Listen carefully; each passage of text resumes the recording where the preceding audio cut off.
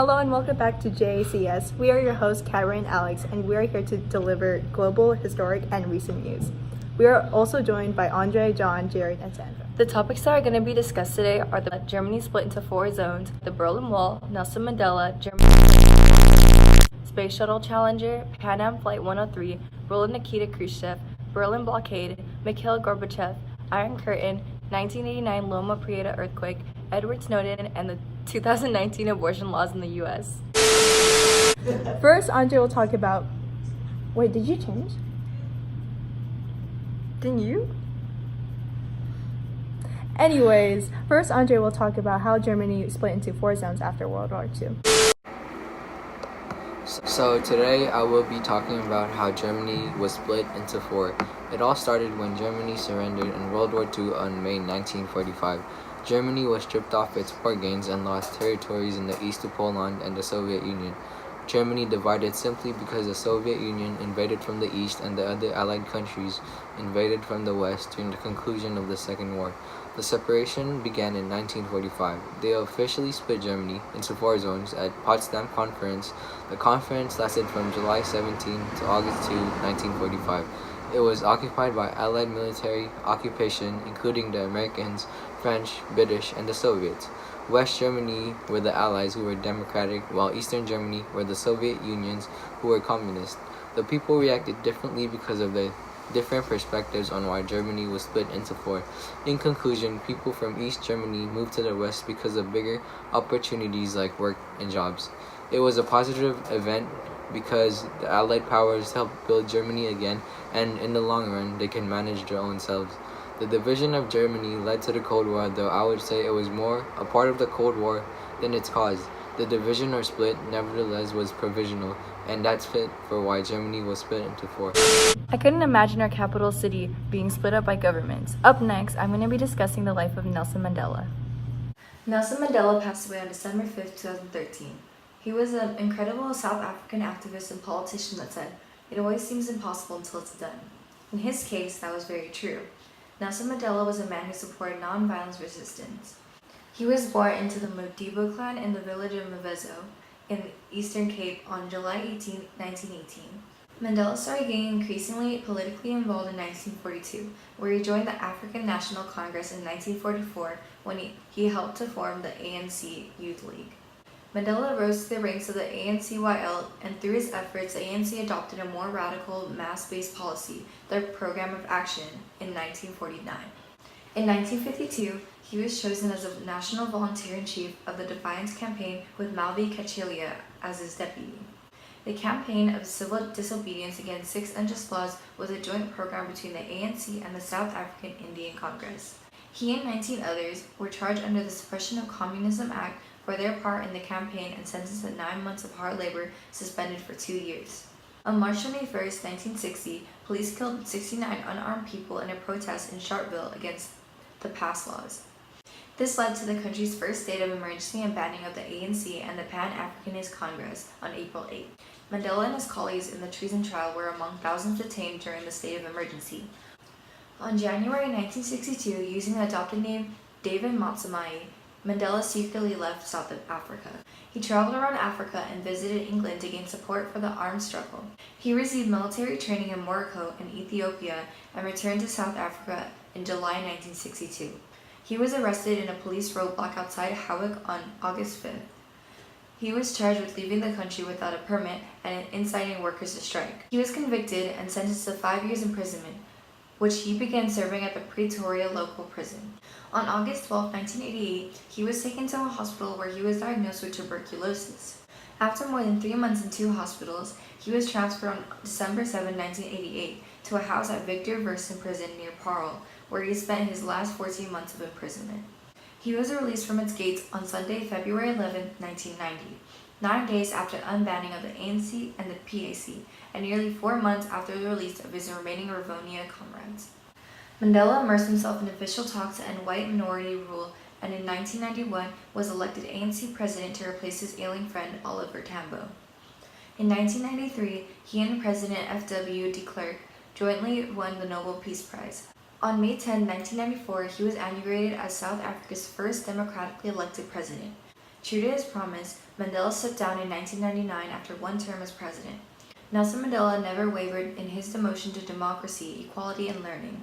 Despite terrible provocation, he never answered racism with racism. His life is an inspiration to all who are oppressed and deprived, and to all who are oppressed to oppression and deprivation.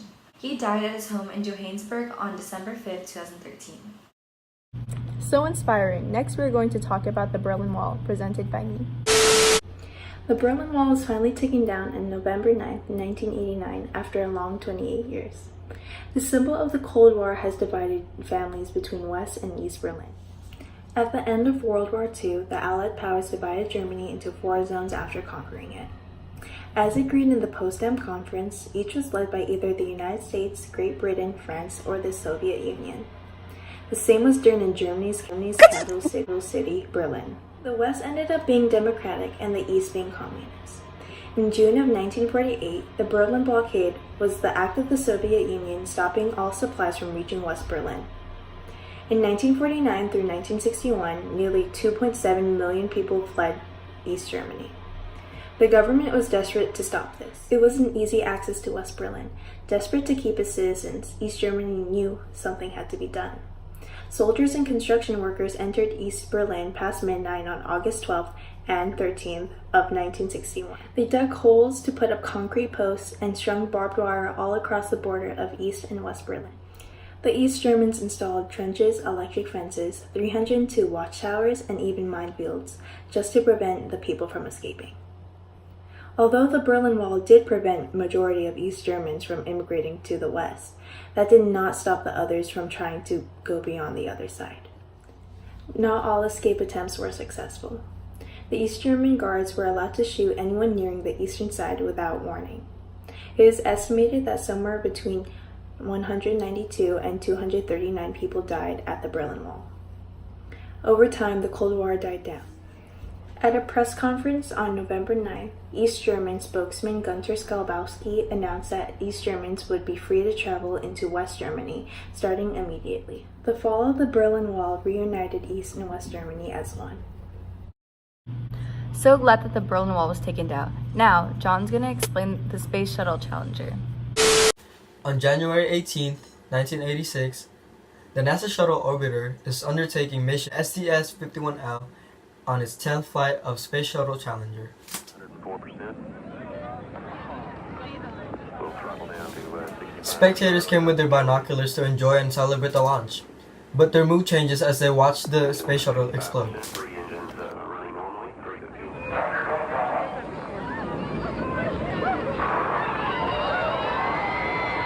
Minute 15 seconds. Velocity 2,900 feet per second. Altitude 9 nautical miles. Downrange distance 7 nautical. It broke apart 73 seconds into its flight. The accident killed all 7 crew members. The spacecraft exploded over the Atlantic Ocean, off the coast of Cape Canaveral, Florida, at 11:39 a.m. Its disintegration began after a joint in its right solid rocket booster failed at liftoff. The O-ring seals failure caused a breach in the SRB joint, allowing pressuring burning gas to reach the outside and impinge upon the adjacent SRB joint attachment hardware and external fuel tank. The right SRB joint attachment separated and led to the structural failure of the external tank. The disaster resulted in a 32-month hiatus in the shuttle program and the formation of the Rogers Commission, a special commission appointed by Ronald Reagan to investigate the accident. What a tragedy. Moving forward, Jared will be speaking about the Pan Am Flight 103. Shock, grief, outrage hit people everywhere caused by the explosion of Pan Am Flight 103 that took the lives of 243 passengers and 16 crew. On December 21, 1988, Abdel Basset al-Megrahi planted a timed explosive in the holding area of the flight, causing the plane to explode 31,000 feet in the air above Lockerbie, Scotland.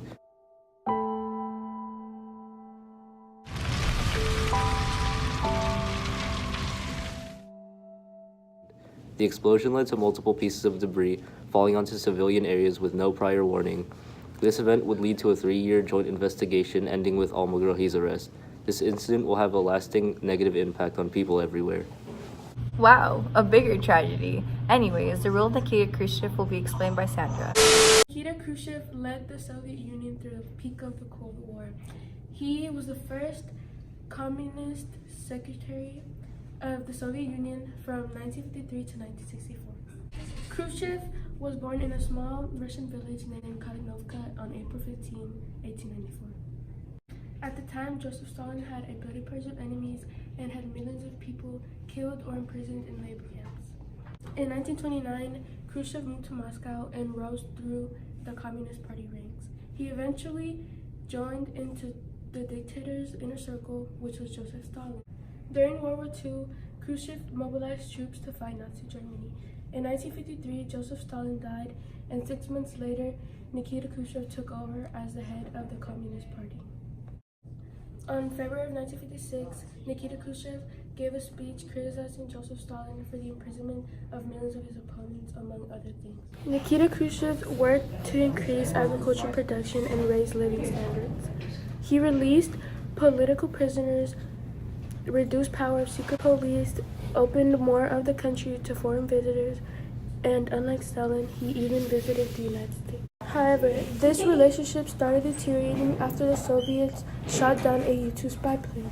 After a year, Khrushchev approved the construction of the Berlin Wall to stop East Germans from going to the capitalist West Germany. On October 1962, the United States discovered Soviet nuclear missile station in Cuba. This caused the tension of the Cold War to reach its peak. After a 13-day standoff, Khrushchev agreed to remove the nukes. In return, President at the time, John F. Kennedy, agreed to not attack Cuba and remove nukes from Turkey. Eventually, Nikita Khrushchev has a break with China, making him look bad with other high-ranking Soviets. This ended his career, and Nikita Khrushchev died of a heart attack on September 1971. Thank you, Sandra. Before we move on forward, we will have a word from our sponsors.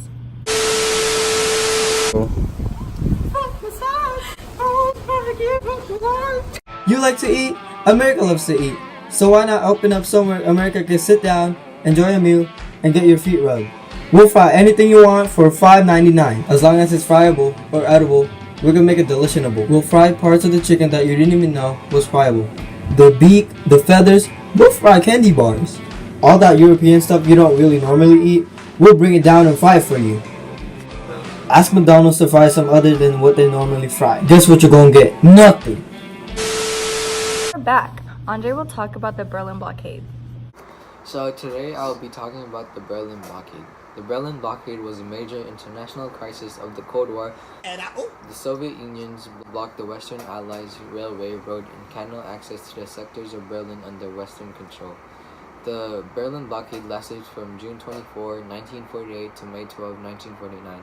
It was really to limit the ability of France, Great Britain, and the United States to travel to the sectors of Berlin.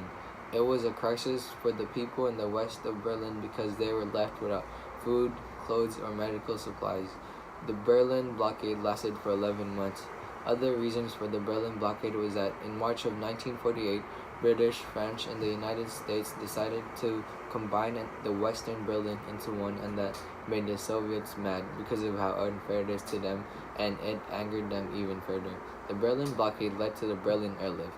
The Berlin Airlift was the response of the United States for the blockade. The Berlin Airlift was a massive airlift of food, clothes, water, and medicine to the citizens of the city. Now going on to Sandra, who will be discussing the role of Mikhail Gorbachev. Mikhail Gorbachev was the first president of the Soviet Union. He served from 1990 to 1991. He was born on March 2nd, 1931 in Privoloy, Russia. He graduated from Moscow University in 1952, then continued to pursue his life in politics when he started off at the prosecutor's office. Because Gorbachev has shown himself to be dedicated and organized, just 10 days after being on the job, they offered him as the assistant director of propaganda for the territorial committee of the local Communist Youth League. Then he continued to rise steadily through the ranks of the Communist League. In 1980, he became the political bureau of the Central Agency, which is the executive committee for numerous Communist Party factions. On March 15, 1990, the Congress of People's Duties elected Gorbachev as the first president of the Soviet Union. During his presidency, he promoted more peaceful international relations. He was also instrumental in ending the Cold War. He is credited for his crucial role in the fall of the Berlin Wall and reunification of Germany. Gorbachev was awarded the Nobel Peace Prize on October 15, 1990, for his excellent leadership and his contributions to the overall betterment of world development. So that's how the Soviet Union fell apart. Now here's Jared with some information about the Iron Curtain. The USSR wants to use other countries in its own Warsaw Pact as a buffer from any democratic affairs. On March 5, 1965, the Iron Curtain, made up of Poland, Bulgaria, East Germany, Romania, Hungary, and Czechoslovakia, was established. The gathering of countries adopted its name from Winston Churchill and was put into use in Europe by the USSR. The USSR is made up of Belarus, Latvia, Ukraine, and many others. The Iron Curtain blocked Western political and economical influence from entering Central and Eastern Europe, eventually dividing Europe into two sides. This east side was communist and this west side was democratic. This went on to the end of the Cold War, 1991. Thanks, Jared. Now moving on to John, who will be discussing the 1989 Loma Prieta earthquake. The 1989 Loma Prieta earthquake had a magnitude of 6.9 and a duration of at least 15 seconds. The catastrophe caused 67 deaths and 3,757 injuries, 400 being serious, destroying more than 5 billion worth of property. The shock was centered in the forest of Nizhny Marsh State Park, near Loma Prieta Peak, approximately 60 miles south of San Francisco.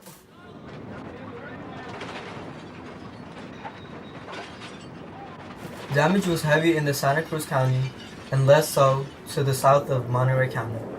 Liquefaction was a significant issue. Also, a non-destructive tsunami was observed near the shore of Monterey Bay. While the effects of a 4-year drought limited the potential of landslides, the steep terrain near the epicenter was prone to movement, and up to 4,000 landslides may have occurred during the event. No surface faulting occurred, though a large number of ground failures and landslides were present, especially in the summit area of the Santa Cruz Mountains. Hopefully an earthquake like that doesn't hit anytime soon. Moving forward with the report of Edward Snowden by Alex. Edward Joseph Snowden, born June 21, 1983, is an American who copied and leaked highly classified information from the National Security Agency, NSA, in 2013 when he was the Central Intelligence Agency, CIA, employee and contractor. His disclosures revealed numerous global surveillance programs and prompted a cultural discussion about national security and individual privacy.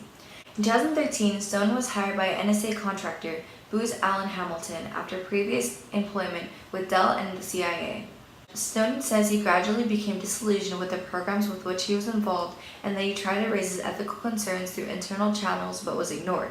Snowden came to international attention after stories based on the material appeared in The Guardian and The Washington Post.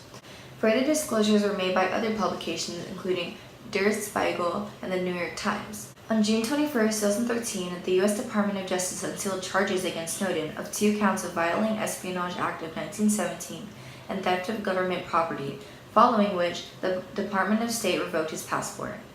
2 days later, he flew into Moscow Sheremetyevo Airport, where a Russian authority noted that his U.S. passport has been canceled, and he was restricted to the airport terminal for over 1 month. Russia later granted Snowden the right of asylum with an initial visa for residence for 1 year, and repeated extensions have permitted him to stay at least until 2020. In early 2016, he became the president of the Freedom of the Press Foundation, an organization that aims to protect journalists from hacking the government surveillance. As of now, he's living in an undisclosed location in Moscow.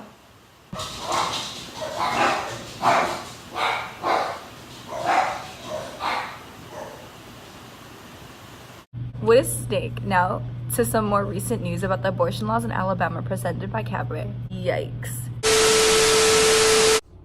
May 14th marks the day that the Alabama Senate passed a bill to nearly completely restrict all instances of abortion in the state. The law is intended to go into effect in the next 6 months, but faces near universal backlash from Republicans and Democrats alike. The law will disqualify abortion, even in the case of rape or incest, only allowing an abortion in the event of a mother's life at risk, or if the fetus is already dead.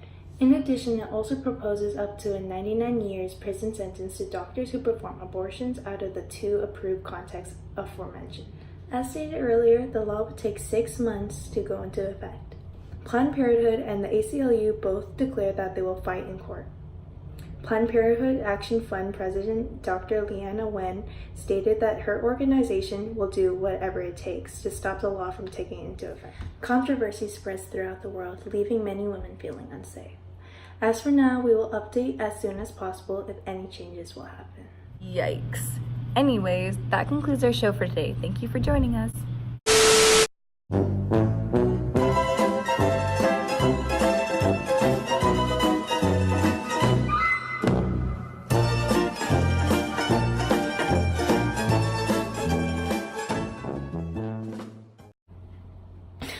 Okay. In the case of rape or incest. Oh my god. So sorry. The Berlin Wall was completely strict. Let's restrict. Cool. Whatever. Proposes up to 99 years in prison sentence to right.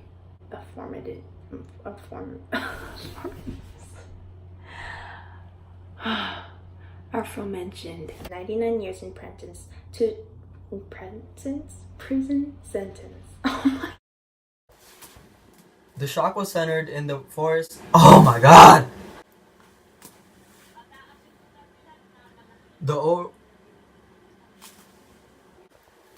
No suffers.